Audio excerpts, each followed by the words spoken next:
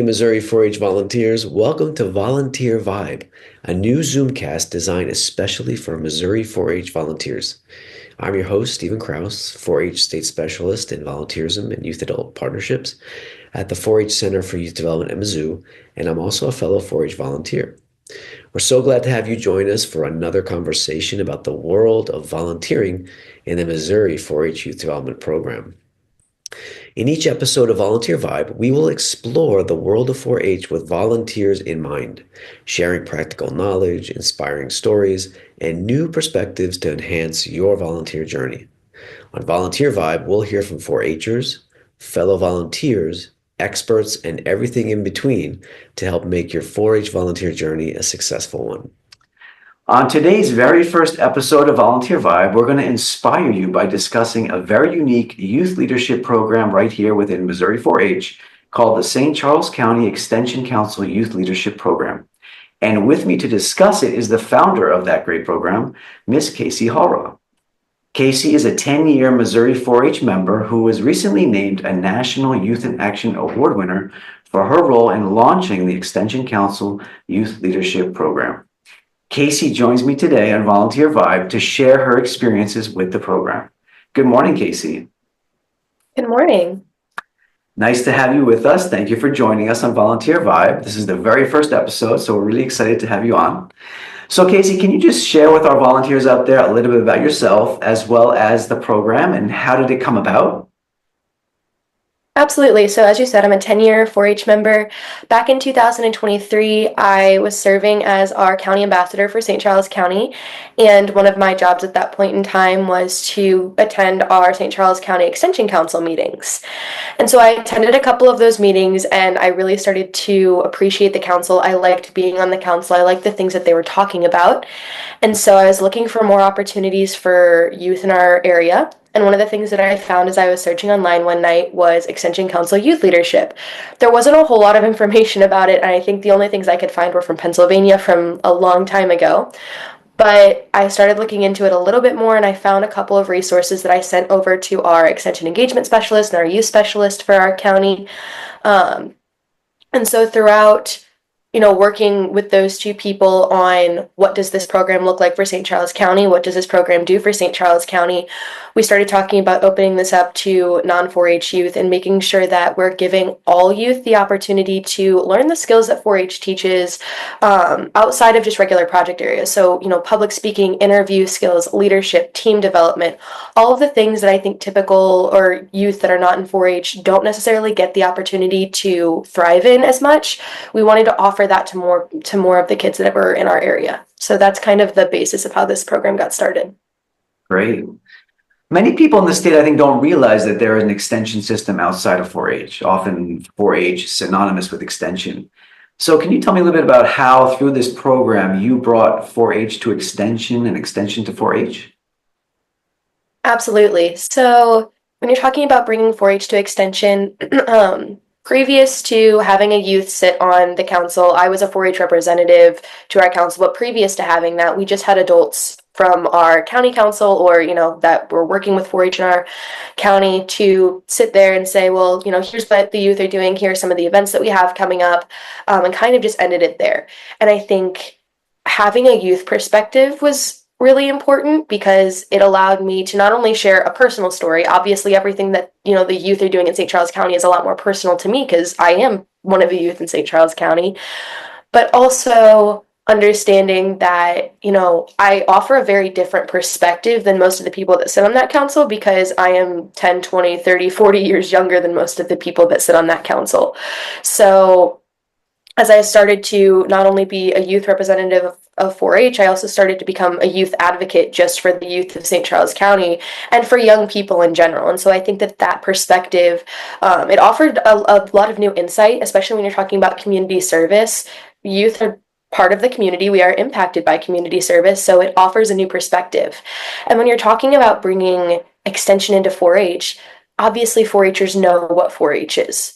They don't necessarily know anything outside of it. They don't know why it exists. So when you're talking about how much extension models the values of 4-H, or I guess 4-H rather models the values of extension, you're finding adults that are now, they have all these morals that 4-Hers have. One of the things that I love about working nationally with 4-H is that even if the program is run very differently in each state, you still have those basic morals there, hard work and service and support and connections. So you have all of these youth that have these great, bases of morals, and you're taking that into adulthood when you work with extension, and you find all of these adults who have those same morals and values. So I think that's the two ways that they kind of coincide nicely. Right. Well, interesting. So how did it come about for you to actually have this kind of voice on the Extension Council? I mean, is that normal in 4-H? Do other youth leaders, our team leaders have that opportunity? I think all of our teen leaders do definitely have the opportunity to do that. And I know we've been trying to get some of our younger members to kind of come to Extension Council meetings.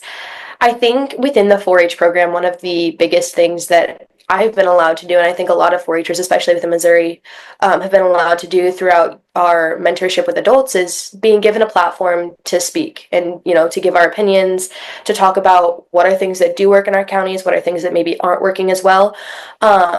So growing up with that basis of support and knowing that, when you speak within a 4-H aspect, you're listened to, you're heard. Taking that onto Extension Council, the first couple of times that I went to meetings, I didn't really know what I was doing, Right. which Which makes is sense. There normal. wasn't a whole Yeah. lot of youth. Yeah. But as I started to go more, I started to get a little bit more comfortable with, okay, what are we talking about? What are we doing? And especially when it came to more of like the service project side of it, when they're talking about things like promoting, it became a really cool thing that when I was giving ideas on how to promote things better, especially when you're talking about social media, which many of the council members didn't know very much about Yeah. how that aspect of promotion works, or when you're talking about just getting things out and engaging youth, it was really cool because the more I started to talk and the more that I started to speak, the more people started to listen, which I think most people would find that to be very obvious. The more you talk and the more you have good ideas, the more people would listen. But I think for kids, that's scary, and that's not always where our brains immediately go. Sometimes it's, well, if I talk, I might not be listened to, so I might as well not talk at all. But being on that council allowed me to be heard by adults that, they weren't just 4-H adults, they were just adults that were here to serve extension. And, being given that opportunity to just speak and help and be a part of that council has opened up a lot of great opportunities for me. Great. So from the adult's perspective, so for example, this is a Zoomcast for volunteers, and we want the volunteers listening to take lessons from your experience with them. So as from the adult perspective, who maybe members of that council, what was it that they did that allowed you to kind of blossom within this council setting? Absolutely. So, a couple of months into me working with this program, a lot of the adults would come up to me and ask for my opinions on certain things. So, whether that be I serve on, for an example, one of our members serves on the Ambassadors of Lake St. Louis Council. And he said, I want you to come give your history of extension and 4-H presentation to the Ambassadors of Lake St. Louis. I think they'd be really interested in it. A lot of them know what 4-H is because, they're older people who grew up with 4-H a long time ago, but they have no clue what extension is. And I think you can explain it better than I can, coming from a youth perspective. So it's little opportunities like that to be able to engage within my community in a way broader level, and it's opportunities that I can't find on my own. It's things that you kind of just have to be selected for or invited for, and it's those little opportunities that have allowed me to not only broaden horizons when it comes to sharing 4-H and extension, but also get more contacts and connections with people who can prove very useful to 4-H and extension if they know about it. So that is definitely an amazing opportunity. And how did it increase your sort of engagement in 4-H? I mean, that must have been an incredible experience to have all these adults start listening to you and trusting your opinion and wanting to know more about your views on things. How did that affect you and your kind of engagement in 4-H? Yeah, I think one of the biggest things that happened for me within this whole process is back in July, we were at a civic engagement ambassador training for the state team that serves as Missouri Civic Engagement Ambassadors. And so one of our advisors, Dr. Clay Hurdle, gave a presentation on the history of extension. And that was really cool to see because out of the 14 kids in that room, I don't think any of us knew anything past, well, yeah, like we know what extension is, Mhm. kind of. We had no idea what the history behind it was. And I think a lot of adults don't. 4-H volunteers, especially, when you're talking about extension, this is not just the program that houses 4-H. This is not just community service. This is, for one, the reason that higher education exists the way that it does now in America. This is the reason that people have access to knowledge that they might never have had access to. This was economic growth for America, especially at a time when our population was increasing faster than ever. So I think getting to learn the history behind it really not only implemented a bigger value of extension because of everything that it has done for the way that the world works today, even if people don't really know about it, um, but taking all of that information that I now had and being able to share that with other 4-Hers, being able to share that with other people that work with this program, that was a really cool opportunity. And it also makes the 4-H youth that we have now so much more likely, I think, to engage in extension once they get older. So when you're talking about my engagement in 4-H, I kind of transitioned from being a mainly 4-H advocate to being a 4-H and extension advocate. My plans for the future for probably 8 or 10 months previous to that had been to work with 4-H, and to take that into my future career plans. And not that that has changed in any way, but it's kind of shifted into I want to take 4-H and extension as a whole into my future career plans and work with both of those programs interchangeably because both of these programs offer so many things that are so beneficial to everybody. Right. Oh, interesting. And so what are some of the activities that you're doing with the Leadership Council, actual work in the communities? What are some of just give some examples if you could on what kind of work you're doing now? Absolutely. So the main thing that we're trying to do right now is really implement a plan for one, how we want to select youth to serve on this council. We have a couple of youth in mind or a couple of ways to do that in mind. And then also focusing on how can we implement our current extension council members into this program. So the people that serve on that council, especially in St. Charles County, are extremely accomplished. They do really cool things other than just serving on their extension council.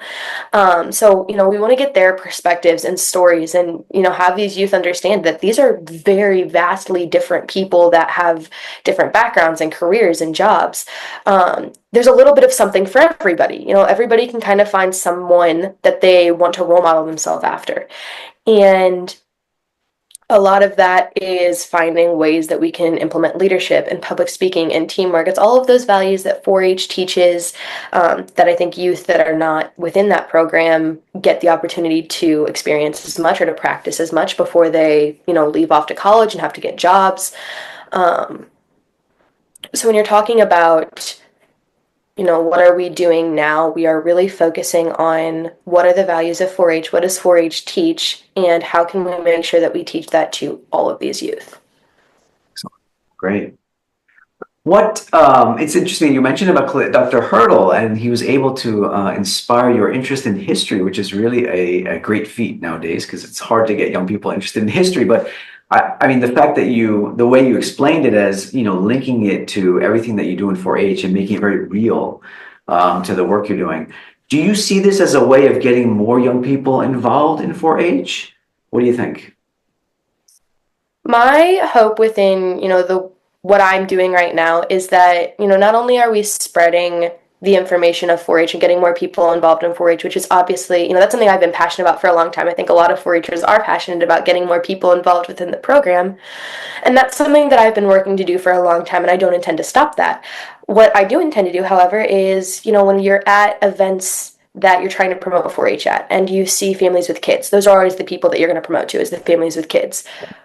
I think extension and being part of having a broader pool of people to pull from has allowed me to connect with more people, especially when, if you have older people that might be interested in extension, a lot of older people that are interested in extension have grandkids or nieces and nephews or other people that are able to participate in 4-H and able to benefit from that. So I think being able to also promote extension in a way has also promoted 4-H kind of for me. I don't have to necessarily find those youth or seek the youth out.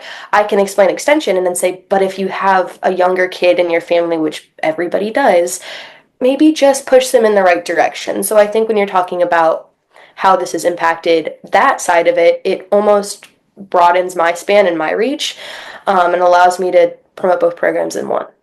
Fantastic. Yeah, that's interesting. You're wearing the Beyond Ready shirt there because one of the things that we're trying to do in Beyond Ready is to expand our both internal and external partnerships and networks. Internally, what you're talking about is through extension, is building those relationships between 4-H and the other arms of extension within the state. So you're really speaking to Beyond Ready, and it's right there on your shirt. So fantastic. Kaycie, you mentioned a minute ago, and we just have a few more minutes, but you just mentioned a minute ago about your future plans. And one of the things that we're always talking about in 4-H is how 4-H helps young people build those career trajectories, helps them to think about careers in a bigger way, in a more serious way. How has your experience and these experiences in 4-H helped you to think about your future career? I think when I used to think about my future career, it was like it is for most kids, something that I had no idea what I wanted to do. I could kind of see myself in a lot of places.